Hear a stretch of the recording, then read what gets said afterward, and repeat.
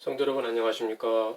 오늘은 성령 세례를 경험한 후에 정말 하나님의 은혜로 많은 것이 바뀌게 된 것에 대해서 말씀을 드리고자 합니다.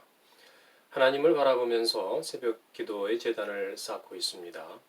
하나님과의 친밀한 교제, 하나님과의 정말 그런 동행, 그런 것들이 일상의 기쁜 삶이 되어가고 있는 거죠. 순간순간 더 많은 그런 나의 죄들을 계속 회개하게 하심으로 주님의 임재 아래 있음을 정말 알게 하시고 계십니다. 교만을 떨쳐버리고 겸손과 온유로 옷 입으려는 그런 마음이 생기고 있으며 나는 주님이 것이라 라고 하는 그런 고백을 하게 되는 것입니다. 일상적이고도 평범한 삶에서 하나님을 생각함으로 나타나는 감사와 기쁨과 평안이 저한테 있습니다. 자기 부인과 내려놓음의 순종의 삶으로 살려고 하는 그런 노력을 하고 있죠.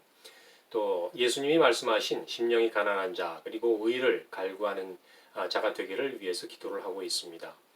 주님을 기쁘시게 할 것이 무엇인가 생각하게 됩니다. 완전한 항복만이 주님에 대한 나의 도리라고 생각을 하는 것입니다.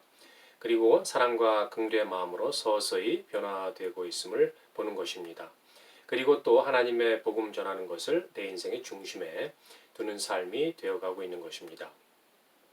묵상 중에 이런 가치의 추구가 하나님을 영화롭게 하는 것이며 하나님의 영광이 되는 그런 삶이 되는 것이라고 생각을 하게 되었습니다. 그리고 그것이 웨스트민스터 신앙고백에 나오는 사람의 최고되는 목적은 하나님을 영화롭게 하며 영원토록 그를 즐거워하는 것이다 하는 것이라는 생각이 들었습니다. 하나님의 사랑이 나를 점령한 후에 강화된 저희 내적 변화들이었습니다. 오늘은 성령 세례를 경험한 후에 하나님께서 주신 은혜가 몇 가지 있는데 좀 나누고자 합니다. 일반적으로 부부간의 관계에 있어 나이와 관계없이 남편은 아내가 건네는 말에 큰 영향을 받는다고 합니다. 아내의 격려 한마디에 힘을 얻는 것이 남편입니다.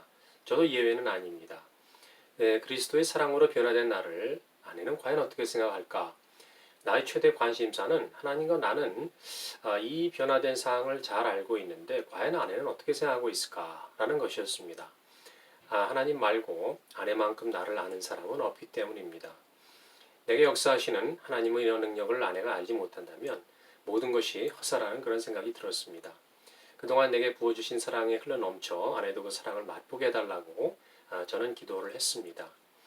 하나님의 능력의 위대함을 알고 있기에 그 하나님의 능력이 동일하게 아내에게도 역사하여 하나님의 은혜 받기를 정말 간절히 기도했던 것입니다.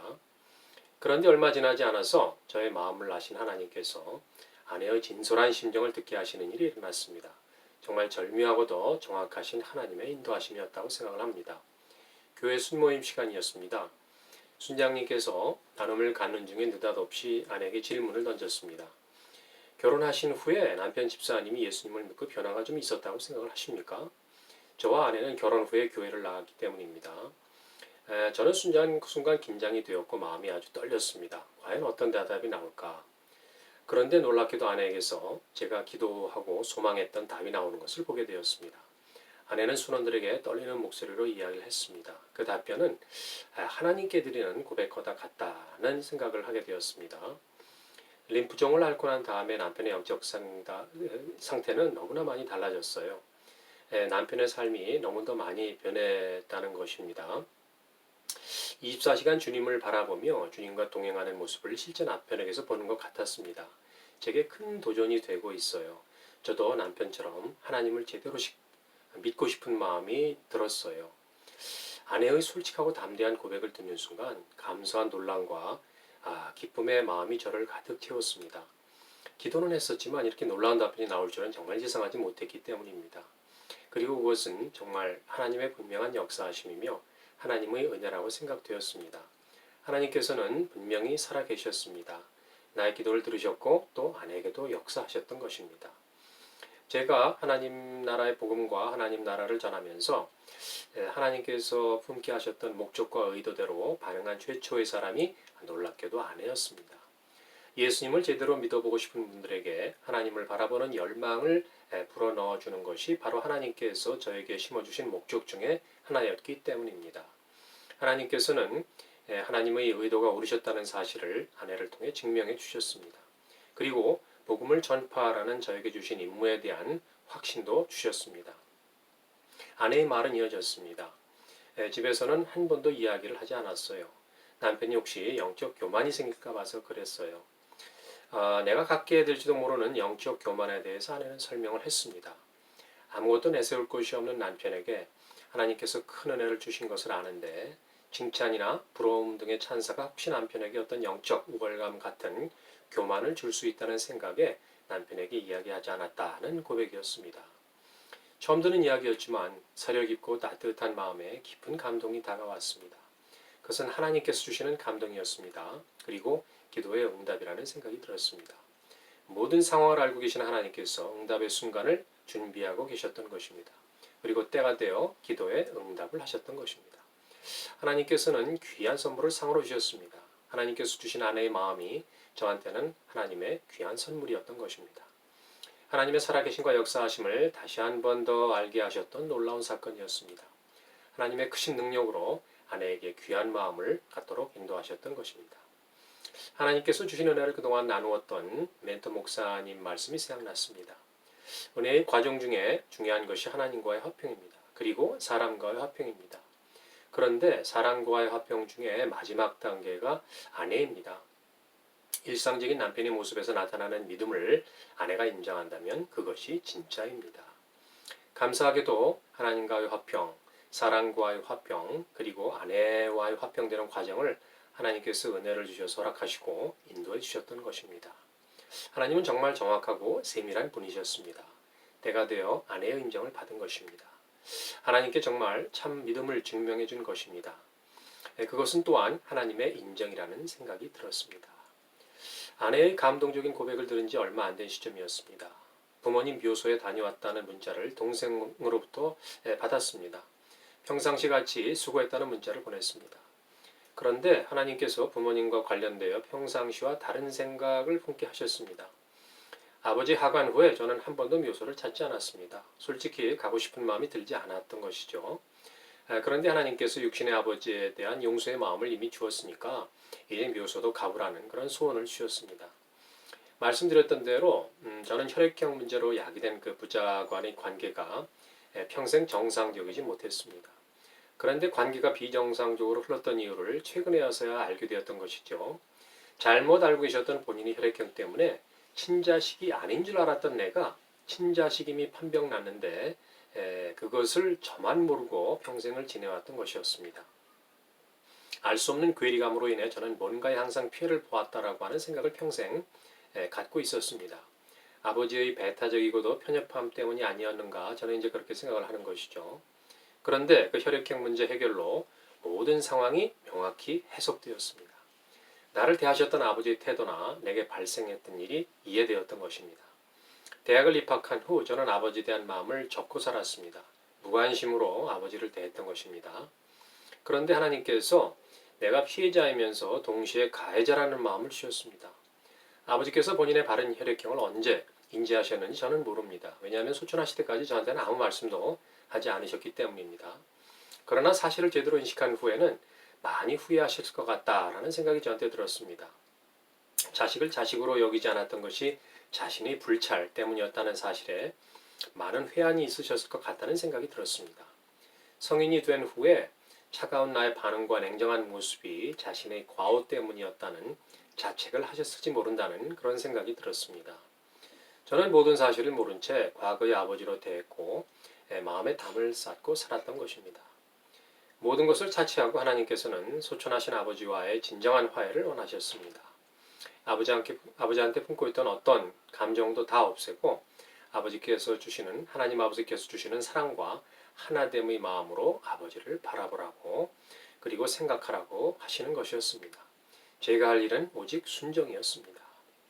그리고 하나님께서 마침내 내 마음의 한 구석에 20년 넘도록 해결이 안 된 상태로 남아있던 문제, 그러나 나의 힘으로는 도저히 해결이 되지 않았던 문제, 그러나 해결되기를 진정으로 원했던 문제를 정리해 주시는 그런 은혜의 클라이맥스를 경험하게 해주셨습니다. 그것은 정말 하나님께서 작정하신 하나님의 타이밍이었고 하나님만이 하실 수 있는 놀라운 섭리와 은혜의 인도하심이었다라고 생각되는 것입니다. 어떤 친구에 대한 나의 섭섭했던 마음의 앙금을 깨끗하게 걷어내 주시며 완벽하게 나의 마음을 새롭게 해주셨던 것입니다. 친하게 지냈던 친구가 있었는데 이 친구가 유학을 다녀오더니 어느 날 나를 대하는 태도가 완전히 바뀌어 있었습니다. 내가 무슨 실수나 잘못을 했나 했더니 그것은 아닌 것 같았습니다. 유학 가기 며칠 전에도 식사를 같이 했던 친구입니다. 그 친구 집에 하도 자주 가봐서 그 집 구조까지 알 정도로 친한 사이였다고 저는 생각을 했었습니다. 그 친구의 태도가 어떤 거절의 감정 같은 종류는 아닌 것 같았지만 저한테는 거절로 비춰졌고 처음에는 너무나 당황스러웠습니다. 얼굴이 화끈거리고 빨리 그 자리를 피하고 싶은 마음만 들었습니다. 그런데 알고 보니까 그 친구가 유학 가기 전에 친하게 지냈던 친구 대부분이 동일한 감정을 느꼈다고 입을 모으는 것이었습니다. 여하튼 그 친구 생각만 하면 과거에 그 친구와의 좋은 관계에서 존재했던 어떤 일정 부분이 송두리째 부정되는 것 같은 생각으로 마음이 괴롭고 번민했던 적이 있었습니다. 그러나 그것은 누구의 잘못도 누구를 탓할 일도 아니었습니다. 유학 중에 인생관이나 가치관이 변했다고 생각할 수밖에 없었기 때문입니다. 그렇다고 내가 그 친구와 예전같이 친하게 지내고 싶은 마음이 있었던 것은 아니었습니다. 다만 왜 그렇게 변하게 되었는지 궁금한 생각이 가끔 들 따름이었습니다. 그런데 어느 날 하나님께서 때가 되었다고 판단하셨던 것 같습니다. 하나님께서 자연스러운 모임의 자리를 마련해 주셨습니다. 모임을 마치고 서로 헤어질 시간이 되었는데 그 친구를 허깅해 주라고 하는 소원을 하나님께서 저한테 강하게 주셨습니다. 솔직히 마음은 별로 없었지만 하나님께서 감동을 주셨기 때문에 순종하는 마음으로 그 친구에게 다가가서 허그를 강하게 했습니다. 그런데 그 순간 정말 거짓말같이 부드럽고 따뜻한 마음이 제 마음에 가득 참과 동시에 알 수 없는 기쁨과 감사가 솟구쳤습니다. 그것은 정말 하나님의 사랑과 포용의 마음이었습니다. 하나님께서 한없는 위로와 평강으로 내 마음을 만지고 계심을 느꼈습니다. 더 이상 어떤 그 서운한 문제로 마음을 쓰지 말라는 그런 진한 감동을 주셨습니다. 더 이상 마음에 담아두지 말라는 그런 감동이었습니다. 20여 년 동안 해결하지 못한 채 내 마음 한구석에 방치되어 있었던 묵은 감정이 정말 한꺼번에 녹아내리는 그런 감동을 느꼈습니다. 그리고 알 수 없는 어떤 자유함을 느낄 수가 있었습니다. 허깅했던 곳이 야외였는데 하늘이 그렇게 푸르고 맑아 보였습니다. 그리고 조금 패여 있었던 나의 마음속에 하나님께서 하나님의 귀한 긍휼의 마음과 하나님의 사랑으로 풍성하게 덧입혀주는 것을 느낄 수가 있었습니다. 하나님께서 내 안의 한쪽 구석에 막혀있던 것을 뚫어주시고 걸림돌이 되었던 것을 다 제거해 주신 은혜를 베풀어 주셨던 것입니다. 놀라운 능력으로 나를 위해 역사해 주신 하나님의 지혜와 능력과 위대하심을 정말 찬양할 수밖에 없었습니다. 하나님께서 40년 가까운 세월을 광야 교회를 섬기게 하셨습니다. 그리고 이제 젖과 꿀이 흐르는 가나안 땅으로 저를 인도하셨습니다. 가나안에 살고 있는 그 모든 족속을 물리쳐내야 합니다. 육신에 남아있는 옛사람이 남아있기 때문에 그 잔재를 벗기를 정말 소원하는 것입니다. 거룩과 성화의 삶 살기를 소원하는 것입니다. 그리스도의 장성한 분량이 충만한 데까지 이르기를 정말 소원하는 것입니다.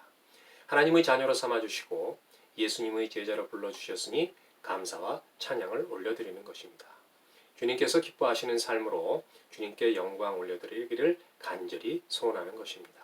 감사합니다. 오늘 나눔은 여기까지입니다. 또 뵙겠습니다. 감사합니다.